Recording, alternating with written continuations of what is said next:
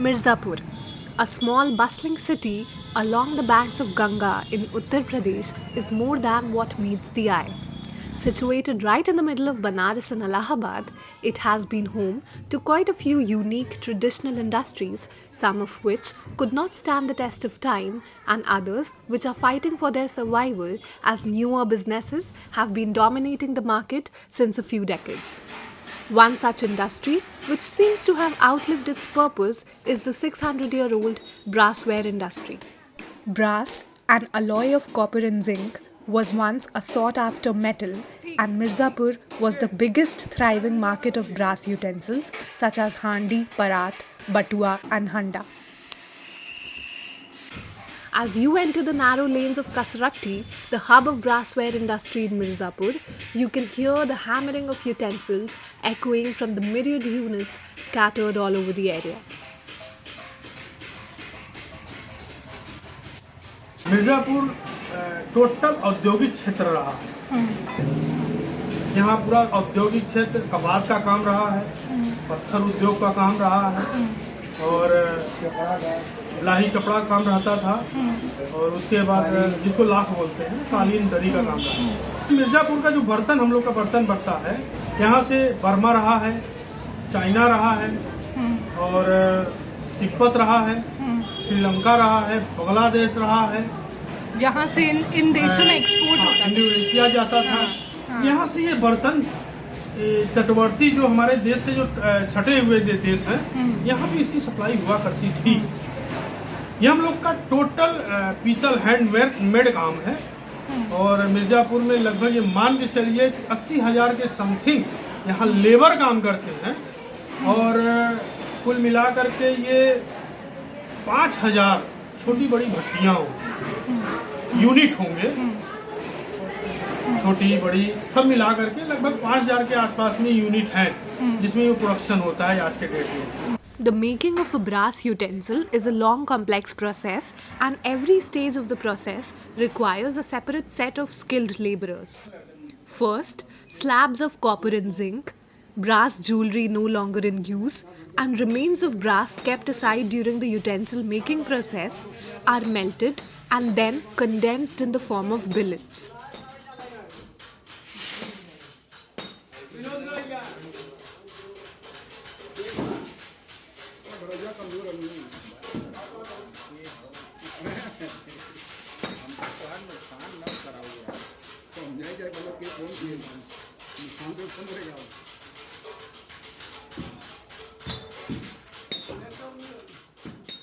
These billets are then rolled into big circles through the rolling machine.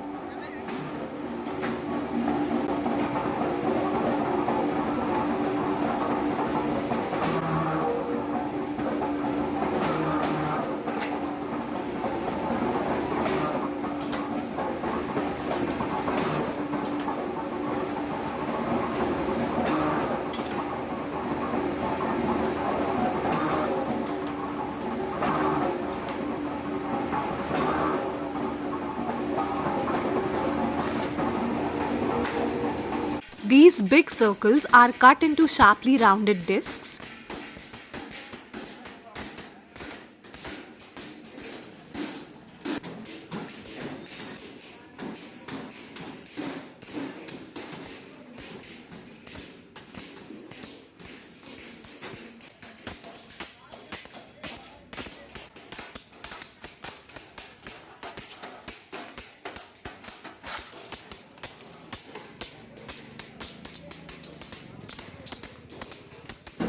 After circle cutting, the making of each type of utensil follows a different process. In case of a saucer, which is popularly known as parat, the rounded disc is pressed in shape through a pressing machine.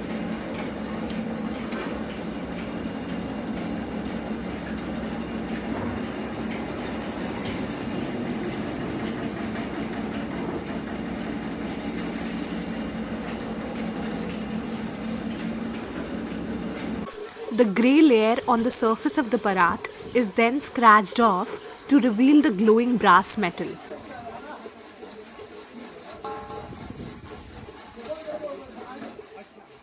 After that, the utensil is hammered to give it a proper shape.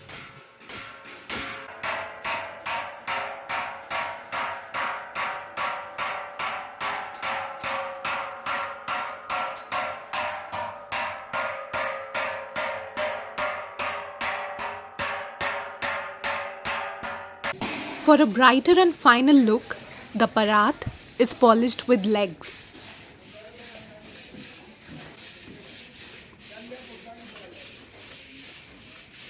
And finally, after polishing, the parat is decorated.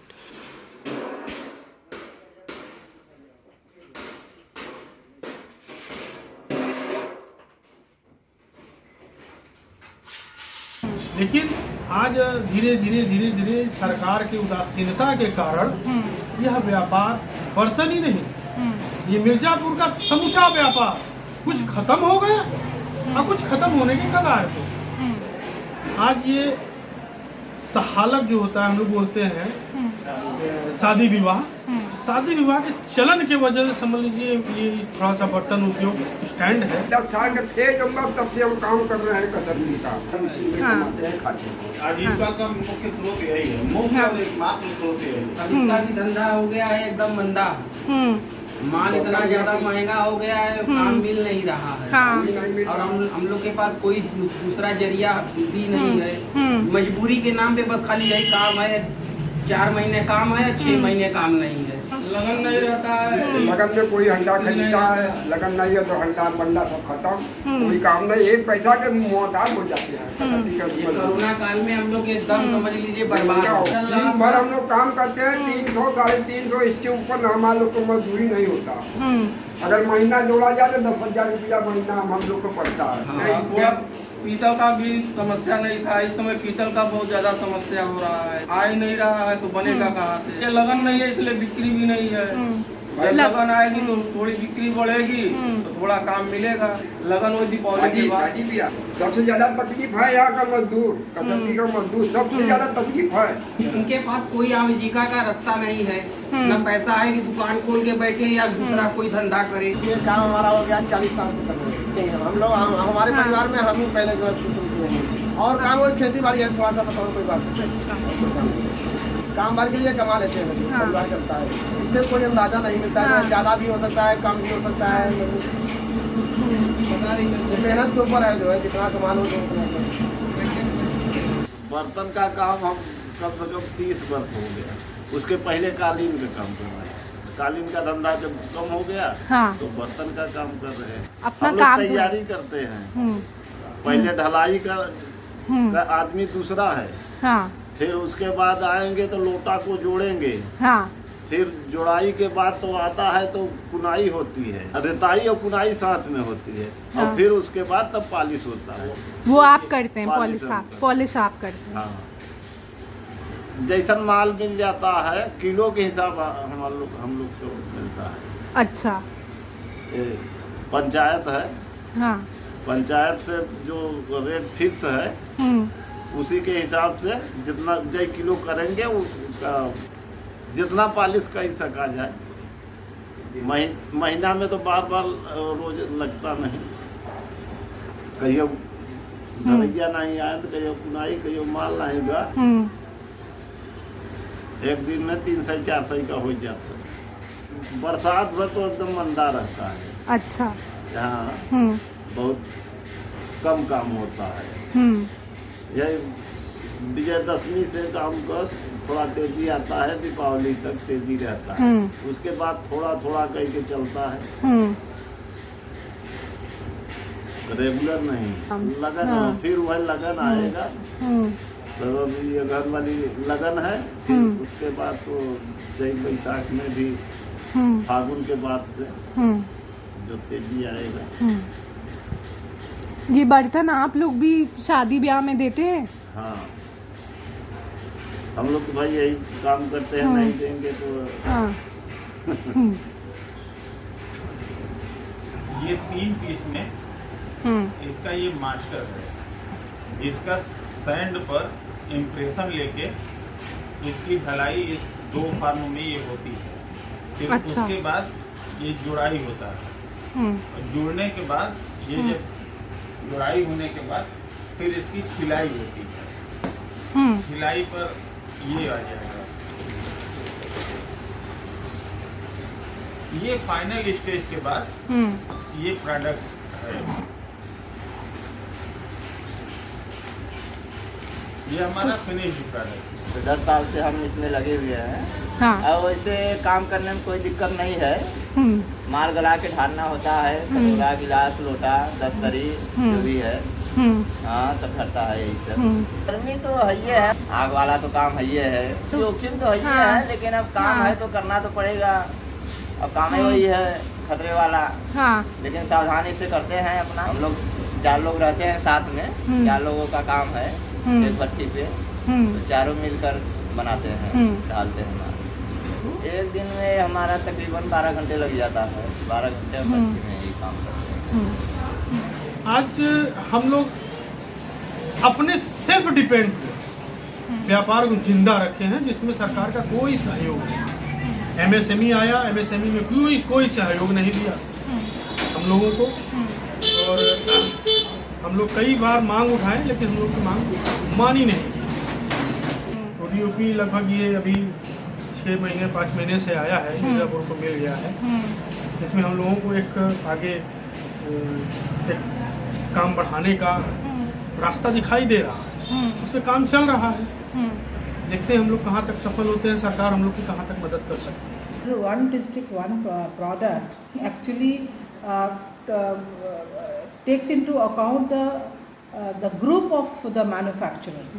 So I think 2022 people are being collected at one platform, and the government is supporting them to explore all these possibilities only.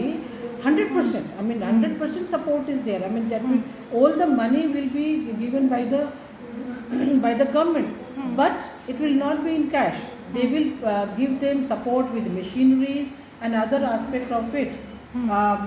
As far as I know, so if at all it is smooth enough to go, I mean if the malpractices are not there and if it goes smoothly, then definitely the scheme of government will be a great success.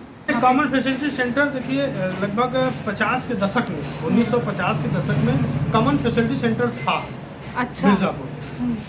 और सरकार जब budget बनाती थी, 50 की बात बता रहा हूँ, जब बजट बनाती थी तो उस पीरियड में केंद्र गवर्नमेंट के द्वारा अधिकारी नियुक्त होते थे, जो जिलाधिकारी के माध्यम से या क्या बोलते हैं मुख्य विकास अधिकारी के माध्यम से या प्रमुख सचिव वगैरह यहाँ आते थे और छोटे बड़े व्यापारियों से संपर्क करते थे कि मैं आपके लिए नए बजट में क्या ला सकता हूँ, क्या सुविधा दे सकता हूँ। इसमें व्यापारी अपनी बात रखते थे। आज छोटे व्यापारी, मध्यम वर्गीय व्यापारियों से ये सब बातें नहीं पूछी जाएगी। अच्छा, सरकार जो नियम बना के थोप देती है, हम छोटे व्यापारी उसको चाहे हंस के चाहे रो करके हमको वहन करना पड़ता है। जी, GI टैग मिल गया, उससे लाभ बहुत हो सकता है। इसमें जो मिर्जापुर का हैंडमेड बर्तन है, ये सिर्फ मिर्जापुर का ही इजाद रहा है, मिर्जापुर में ही बनना चाहिए, किसी अन्य प्रदेशों में इसकी मैन्युफैक्चरिंग नहीं होनी चाहिए। GI का लाभ हमको ये मिला। अच्छा, मुरादाबाद में जो पीतल के बर्तन बनते हैं वो टोटल फैंसी आइटम है, जो घरों में डेकोरेट करने का काम होता है, वो होता है, वो बर्तन नहीं बनता। अच्छा। वो टोटल डेकोरेशन से संबंधित काम बनाते हैं मेड। उनका जो प्रोडक्ट होता है डेकोरेशन से संबंधित, डिजाइनर है। हम लोग का किचन वेयर है। But now, with steel utensils and chinaware constituting the cutlery of every household, brass is struggling to remain relevant. 48 साल पुरानी है और पीतल के बर्तन इधर लास्ट 20 से 25 साल में डिक्लाइन होना शुरू हुआ है और आज स्टील एकदम पूरी तरीके से खाली है। स्टील का ही बर्तन ज़्यादा बिकता है कास्ट के कारण, इसकी कीमत कम पड़ती है पीतल की तुलना में। पीतल की मैन्युफैक्चरिंग लागत ज़्यादा है और पीतल के कारीगर भी अब नहीं है, इन सब कारण से। और सबसे मेन रीज़न है सस्ता होना, जिसके कारण से स्टील का बर्तन बिक रहा है। स्टील हल्का होता है, हेल्थ वाइज देखें तो उससे कोई लॉस भी नहीं है, प्रॉफिट भी नहीं है। वो सेहत को नुकसान भी नहीं करता तो कोई फ़ायदा भी नहीं करता। और पीतल तो फ़ायदेमंद है ही है, लेकिन आम लोगों की बजट के बाहर की चीज़ हो गई है पीतल। स्टील की जो कटोरी या ग्लास जो थी वो पीतल में अवेलेबल नहीं है। वो एक सिंपल पैटर्न में जो बनता है वही बनता है। साफ़ सफाई रखने में इजी स्टील है, मेंटेनेंस में। पीतल में साफ़ सफाई में भी दिक्कत है, मतलब दिक्कत क्या, थोड़ा सा मेहनत है, उसको प्रॉपर करना पड़ता है। और स्टील इजी वॉश है। इन सब कारण से भी स्टील के बर्तन ज़्यादा यूज हो रहे हैं। बाहर से आते हैं, यहाँ नहीं बनते, मिर्ज़ापुर में नहीं बनते। पीतल का सारा बर्तन तो मैन्युफैक्चरिंग यहीं का है, लेकिन स्टील का बर्तन बॉम्बे से आता है, अहमदाबाद है, जोधपुर है, मुरादाबाद है, कई मंडियों में अलग अलग बनता है। पीतल के बर्तन की बिक्री जैसे साल में आप ये जो जाड़े वाला लगन होता है नवंबर दिसंबर, और फिर फरवरी मार्च, और पीक टाइम होता है अप्रैल मई, शादी ब्याह के ही समय से बिकता है। Manufacturers have to be more organized.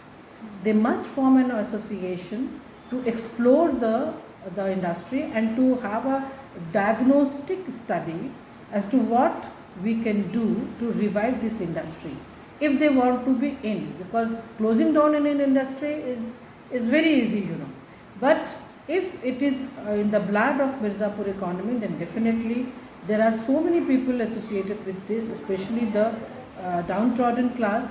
So it becomes our responsibility to make certain effort to revive it. So what I would like to suggest that after getting that association made, they should go for research and development process by hiring the different professionals, especially the design thinkers, as to how we can give some innovative products which could be used by the people who can really pay for it. सस्ते दर में लोगों को रांगा, जस्ता, तांबा ये सब कोटा मिलता है। जब हमको रॉ मटेरियल सस्ता मिलेगा तो हमारा प्रोडक्ट भी सस्ता बनेगा, और इस प्रोडक्ट को हम लोगों ने, हमारी मांग भी है कि इसको एग्जेम्प्ट किया जाए, क्योंकि ये जो ख़त्म होने के कगार पे है उसको फिर से रिवाइज के लिए, उसको जिंदा रखने के लिए ये सहयोग के तौर पे आपको इसको एग्जेम्प्ट करना पड़ेगा टैक्स में, जिससे मैं मार्केट में मुरादाबाद के समथिंग में स्टैंड कर सकूं। हमको कुछ मशीनें रियायत दर पे मुहैया कराई जाए, जिससे मैं माल को और लाइट वेट बना सकूं। मार्केट में स्टैंड करने के लिए, बफिंग करने के लिए कुछ ऐसे हमको टेक्निकल मैकेनिक चाहिए कि उसकी बफिंग जो होती है अच्छी बफिंग हो जाए। हम लोग का बहुत नॉर्मल बफिंग होती है, और जब उसको हम लोग धोते वगैरह है तो बफिंग ख़त्म हो जाती है। हमको एक्सपोर्ट करने के लिए हमको वायर चाहिए, और एक्सपोर्ट में भी मेरे को रियायत मिलना चाहिए जो पहले मिलती थी। जब देश आज़ाद हुआ उस पीरियड में सरकार इन सब चीज़ों में बहुत रियायत देती थी, लेकिन धीरे धीरे जब सरकारें बदलते बदलते आज की डेट में जब पहुँचे हैं तो सारा रियायत तो ख़त्म, इतना ज़्यादा बोझ लग गया है कि हम लोग उस बोझ से उभर नहीं पाते। I don't believe that concession will give any kind of benefit if we are not clear with the demand itself. So first of all we have to establish what do we want to make, what do we want to make, हम बनाना क्या चाहते हैं, that is more important. So you have to go to the customers, you have to have a research and development process to know the behavior of the changing behavior of the consumers and the changing demands of the consumer, whether it is in Mirzapur or it is in UP or it is in India or globally. Accordingly, then we can decide that whether manufacturing a particular object which is being given by the consumers or customers out of their need or out of their interest, whether that is economically feasible or not, physically feasible or not. These two things, and definitely it has to be human centric. There has to be the interest of the customers. So first stage is that to know what we want to make. If they want to have the concession, that means they are sticking to the product they are already manufacturing. But that is already the demand has gone down. So there is no point. Our point is that if we are manufacturing this parallel to this, what else we want to know so that we can flourish. So diversification is required, and that is only possible when we go for researching the changing behavior of the consumers, and we can then expand our economic strata also. I mean, it's not only the lower class or the villages only; it can go to the urban market also. But we will have to explore it. And for that matter, the basic concept which has come nowadays, that is the design thinkers. Every industry, has got the design thinkers, that whatever is available now, what else new we are going to have. And it's a collective effort of the whole industry. Brass has left a legacy in Mirzapur. And while decline is inevitable, can we hope to redeem its lost gleam?